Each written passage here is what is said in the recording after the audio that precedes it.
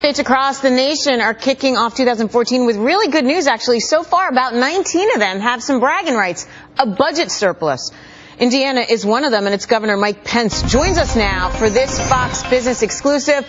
Sir, I'm going to allow you to gloat a little bit. $93 million is your budget surplus for fiscal 2014. You got a 6.9% unemployment rate at the end of 2013, and you still were able to manage to lower taxes. So tell us straight up, don't give me a blanket political answer. What do you think worked? What do you think is working to your advantage that helped you get to this point?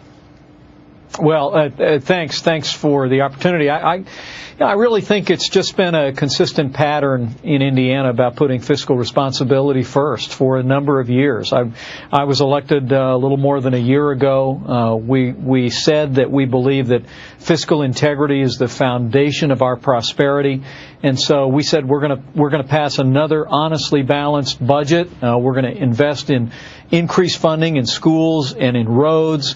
But then we also passed what, as you note, was the largest state tax cut in Indiana history. It's possible to do it, but it's only because here in Indiana we've been applying a lot of common sense. We've been making the hard choices even through these difficult years.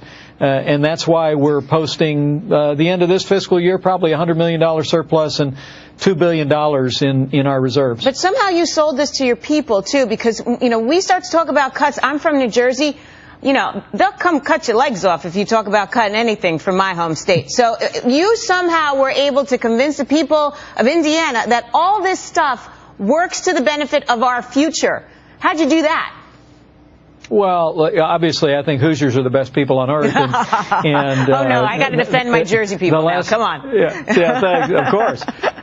You know, my predecessor, Governor Daniels, his administration, our administration, have really just been able to build a consistent record of fiscal responsibility on the fact that Hoosiers are people that believe that you need to live within your means, whether it's your family budget, your business budget, your farm budget, and talking in those terms, making the hard choices in the recent past, put us in a position where, when I was elected, we were looking at some near record surpluses. And so we said, after we invest in roads and schools, let's make sure that we pass the kind of tax relief that will continue to build on that momentum. You know, unemployment was 8.6% when I was elected. It's 6.9% now. Still too high, but we're absolutely determined to continue to promote the kind of policies that will, number one, demonstrate fiscal responsibility, but number two, continue to encourage the kind of investment that will put Hoosiers to work. It's one of the reasons why, even in this current session of our General Assembly, we're pushing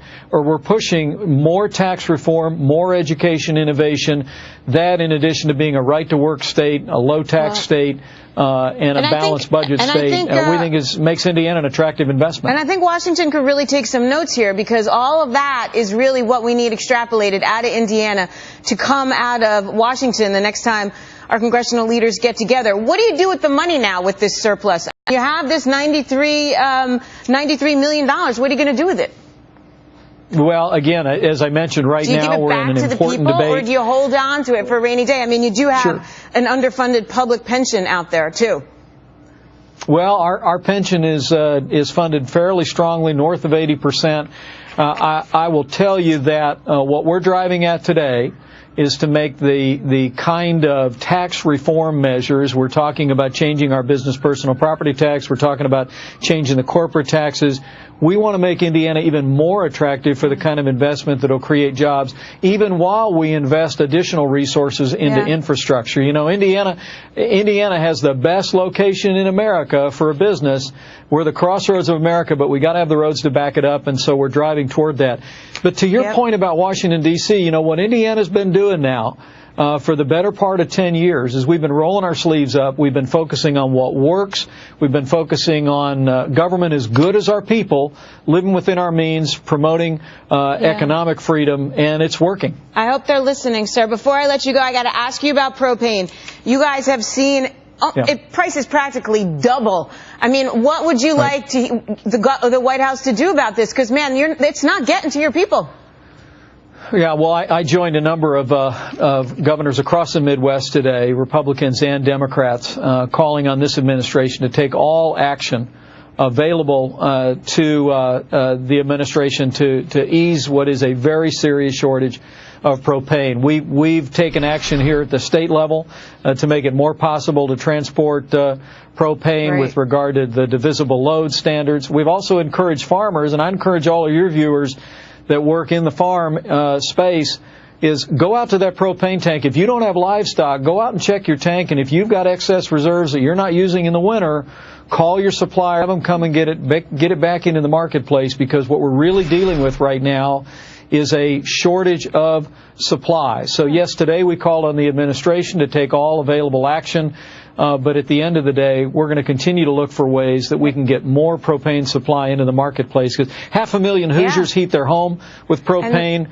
Hoosiers that with horticulture and, of course, livestock depend on propane in the winter. We need more supply out there. Governor, what a great idea to go home and just do it amongst the people. If you have extra, get it back into the market. Governor Mike Pence, thank you for taking the time, sir. You bet. Thank you, Tracy. Thank you.